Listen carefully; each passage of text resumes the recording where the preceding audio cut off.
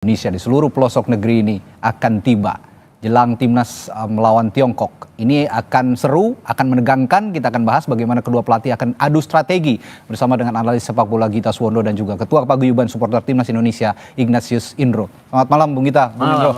Selamat malam. Deg-degan saya ini sebenarnya dari kemarin. Kalau tadi vibes-nya, back sound-nya menegangkan, memang masih menegangkan itu ya.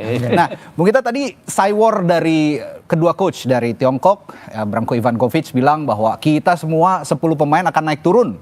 Di 10 striker, 10 pemain bertahan akan terus naik turun. Dilawan sama Coach Patrick. Ini kandang kita, Bung, katanya. Ini kandang kita, hati-hati Tiongkok.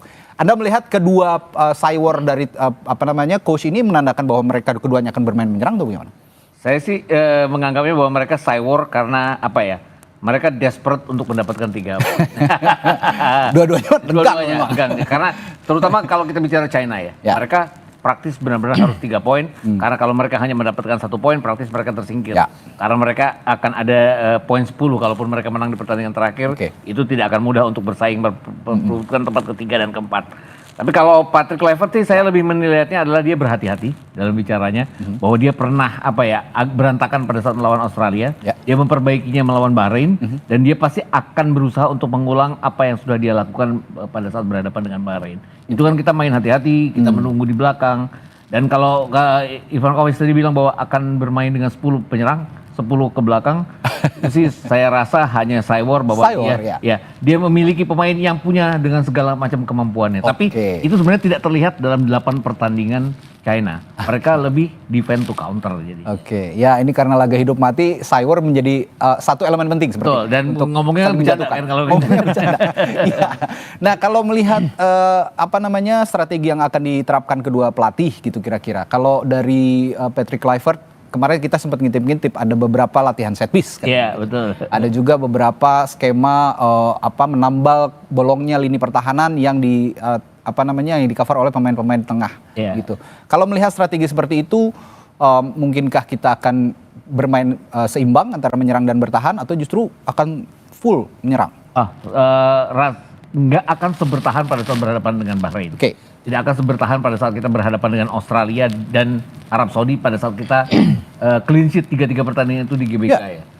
Tapi juga kita tidak akan total pada saat 34 menit pertama kita berhadapan dengan Jepang. Yang kemudian di counter oleh Jepang. Tidak akan setotal menyerang pada saat kita berhadapan dengan Australia. Jadi saya pikir dia akan melakukan balance. Kemudian dia kan seperti sudah menemukan 3 center back yang biasa dia mainkan.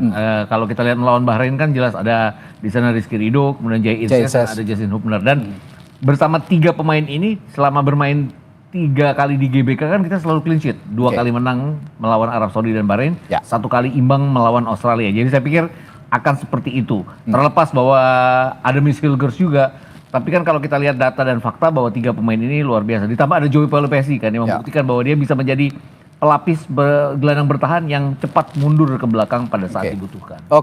Saya ke Bung Indro kalau gitu. Ini yang tadi saya bilang, elemen penting untuk war salah satunya dari Bung Indro juga nih. Memberikan pengaruh yang sangat-sangat magis di Stadion Utama Gelora Bung Karno besok dari para supporter. Sudah menyiapkan kore khusus besok? Ya, kalau dari teman-teman ada La Grande, ada Ultra, saya pikir mereka sudah menyiapkan itu ya. Dan kita tahu bahwa ini sebenarnya kita beruntung bahwa pertandingan lawan China ini berlangsung di GBK. Dan ini akan memberi motivasi lebih pada pemain kita. Dan ini kan sebenarnya China yang harus menang ya. Dan mereka akan bermain terbuka otomatis. Otomatis bermain terbuka dan ini sebenarnya keuntungan buat kita. Bagaimana Patrick Kluivert menciptakan peluang-peluang itu bisa menjadi gol. Karena kelemahan dari timnas kita sendiri ini kan kurangnya pencetak gol ya. Dari dobrak di depan ya. Iya. Nah, mumpung ada misalnya orang-orang seperti Lily Pali yang kemarin waktu TC bermain bagus gitu ya. Ini mudah-mudahan dia bisa mematahkan peristiwa itu seperti itu gitu ya. Bisa mencetak gol dan akhirnya bisa menangkan pertandingan ini. Ya, dan 2 catatannya juga 2 pemain yang impresif di Liga 1. Sempat dipanggil lah, mudah-mudahan nanti ditetapkan sebagai pemain yang masuk ke dalam skuad, ada Beckham Putra dan Egy Maulana Fikri. Ini saya berharap 2 pemain ini justru bisa ikut dalam skuad ya. Nah, saya akan bacakan dulu Bapak-bapak sebentar, ada polling ataupun Kompas TV ini mengajak pendukung timnas untuk menebak skor pertandingan antara Indonesia melawan Tiongkok yang akan berlangsung Kamis malam. Hingga pukul 16.00 waktu Indonesia Barat tadi, sudah ada 200 komentar yang disukai oleh 500 netizen. Semuanya menjagokan Indonesia tentu saja menang dalam pertandingan nanti. Bismillah, doa kami untuk timnas semoga dapat mengalahkan Tiongkok atau China dengan skor 2-1 katanya. Tulis akun atas nama Dani Sumardani. Sementara netizen Ortimus Mira menulis Indonesia Cina 2-0. Ayo Garuda Indonesia tunjukkan kamu bisa katanya. Timnas Garuda Indonesia 2-0, timnas Cina maksudnya ini menang 2-0 ya. Lalu 3-1 untuk Indonesia menang katanya. Tulis Nans_56. Anda juga bisa ikut menebak skor Indonesia melawan Tiongkok dengan memberi komentar di akun Instagram Kompas TV ya saudara. Jadi ini juga bagian dari Cywar. Kita Indonesia itu kan terkenal dengan netizen bolanya yang luar biasa masif gitu ya. Mudah-mudahan ini tergaungkan sampai terdengar sama pemain ofisial di Tiongkok sana sehingga ya sedikit mentalnya geter lah. Harusnya geter sih ya.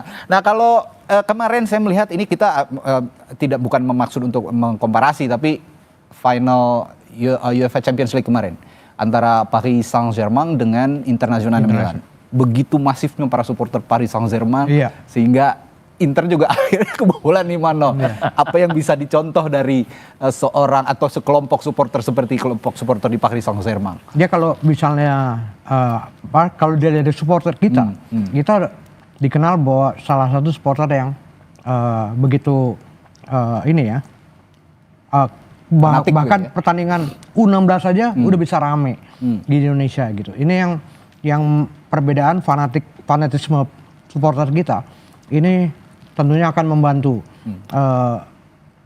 timnas. Asal jangan malah dukungan tersebut malah menjadi beban bagi pemain-pemain timnas. Pemain timnas kita harus bermain lepas, menunjukkan permainan terbaik mereka di lapangan dengan dukungan supporter. Masif, ya. Tapi yang perlu diperhatikan adalah ada sejumlah pemain dari China yang seperti Wu Lei dan juga beberapa pemain lainnya yang kemarin 5 bulan mereka nggak bisa bermain karena cedera. Nah mereka besok bisa main. Nah ini yang perlu diperhatikan juga bahayanya pemain-pemain yang sembuh dari cedera itu dari pemain Cina. Kalau gitu saya ke Bung Gita, masifnya dukungan dari para supporter baik online ataupun offline gitu ya di dunia maya maupun besok yang ada di Stadion Utama Gelora Bung Karno seperti yang disinggung oleh Bu Indro tadi, apakah bisa jadi justru penyuntik semangat apa jangan-jangan nanti malah grogi sendiri nih? Kalau lihat dari pemilihan pemain yang dipanggil oleh Patrick Kluivert, mereka sudah punya pemain-pemain yang bermental baja atau belum? Saya pikir dalam 4 pertandingan yang sudah kita mainkan di GBK, 1 diantaranya dipegang oleh Patrick Kluivert ya. Kita membuktikan bahwa dukungan penonton itu merupakan senjata bagi kita ya. Kita menang lawan Arab Saudi, kita menang lawan Bahrain dipegang oleh Patrick Kluivert. Kita bisa menahani Bang Australia. Oke, kita kalah dari Jepang, tapi 34 menit kan sebenarnya kita sangat mengimbangi permainan Jepang. Kita gagal memanfaatkan 2 peluang di awal. Ini yang harus kita benar-benar klinis di depan di momen-momen yang sangat dibutuhkan. Itu yang harus kita lakukan. Saya pikir dukungan penonton adalah salah satu hal yang paling paling merupakan senjata. Saya yakin tidak akan membuat para pemain jatuh mental, tapi justru akan membangkitkan keinginan mereka untuk menang. Menang, belum berarti lolos menang, tapi yang jelas akan menang gitu. Kalau bicara adu taktik ya itu tadi, mengordinasikan supporter dan bahkan Coach Patrick sendiri sudah sebenarnya lebih sering intensif berkomunikasi dengan supporter meskipun lewat akun media sosial gitu ya. Ini juga direspon dengan sangat positif. Nah, bicara tadi dari sisi supporter, kalau ada taktik di lapangan hijau, tentu saja kita masih berkutat dengan teka-teki siapa pengganti Marcelino. Ini yang jadi pertanyaan banyak pecinta bola juga. Saya tanyakan ke Bung Gita nih, lagi-lagi kalau kemarin kan masih training camp, kan sudah mulai kelihatan hasil training campnya. Kira-kira siapa yang cocok? Marcelino itu kan kreatif, jelas. Stylish. Terus punya kecepatan juga, walaupun penyelesaian kadang-kadang masih tanda tanya. Untuk itu pasti ada Egy di sana. Egy kan sepanjang musim juga bagus. Betul.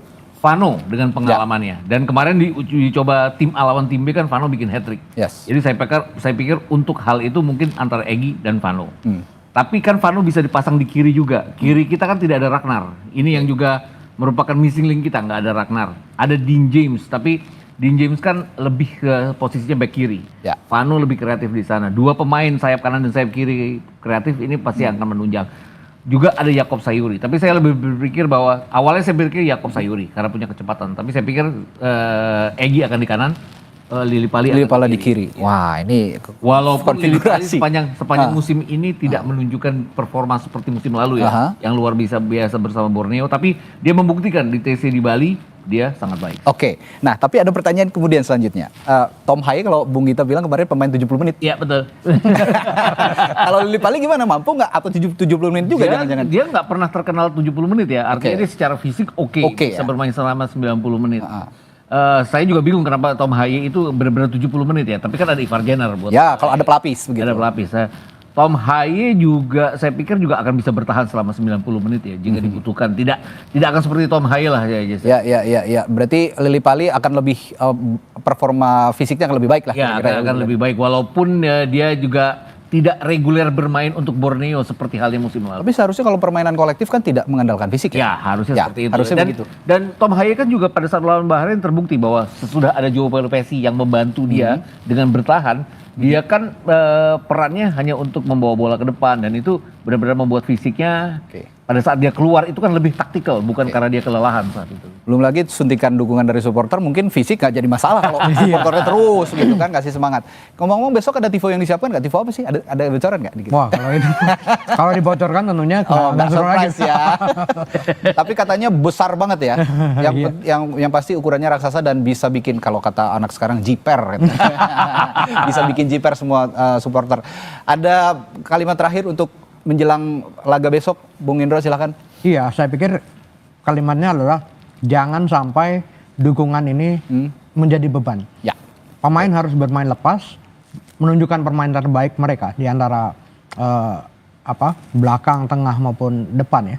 Dan yang pasti tunjukkan juga bahwa kita bisa mencetak gol sebanyak-banyaknya. Ini pesan yang sangat baik, mencetak gol sebanyak-banyaknya karena ya itu, kalau mau aman cetak gol sebanyak-banyaknya supaya tidak ada defisit ya. Mungkin kita kira-kira begitu ya. Ya, kalau kita mengacu ke pertandingan terakhir kita melawan Tiongkok, itu secara permainan kita oke loh. Sangat baik. Lebih baik. Tapi kita hanya bisa cetak 1 gol dari 5 peluang yang kita miliki hanya di 45 menit babak kedua. Ya. Dan kita jangan terpancing sama itu tadi yang dia bilang dia akan menyerang dengan 10 pemain. Ya. Saya nggak percaya. Jangan-jangan kita lengah dengan ucapan itu, malah kita total menyerang lupa bertahan. Karena kan kita sekarang 3 pertandingan terakhir kita dapat 6 poin. Ya. 3 pertandingan terakhir Tiongkok mereka dapat 0 poin, 3 kali kalah. Ini kan persis dengan pertemuan pertama kita. Mereka 3 kali kalah, kita 3 kali draw saat itu. Jangan kepancing. Tapi jangan nggak penteng juga. Iya. Penteng juga. Oke, pembahasannya sangat menarik. Besok ya meskipun deg-degan kita harus hadapi, kita harus mengati terus timnas kita melawan Tiongkok besok, laga hidup mati dan adu taktik yang akan ditunjukkan oleh kedua pelatih maupun itu Saywar ataupun hal-hal yang lain. Tapi yang pasti kita bermain di kandang kita sendiri dengan dukungan penuh supporter timnas Indonesia. Terima kasih Bung Indro, kita udah mampir lagi di studio Kompas TV ngomongin timnas. Besok jangan bosan-bosan ngomongin lagi ya. Siap. Oke. Terima kasih, selamat malam, sampai jumpa lagi. Saudara, setelah jeda ada informasi lainnya masih tentang timnas. Ini laga krusial Indonesia versus Tiongkok ini akan terjadi di Stadion Utama Gelora Bung Karno Jakarta Kamis malam.